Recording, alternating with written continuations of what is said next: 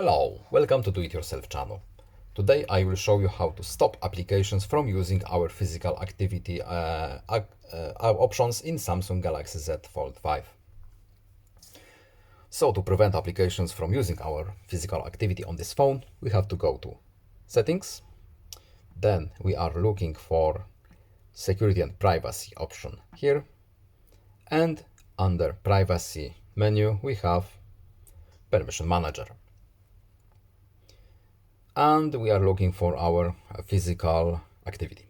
As you can see, 2 out of 4 apps installed on this phone can access our physical activities. So let's change it. Let's do not allow, back out, and as you can see now our application is no longer allowed to access our physical activity on this phone. That's all. I hope this video was helpful to you. Please leave a like and subscribe. Have a nice day and see you in the next video. Goodbye.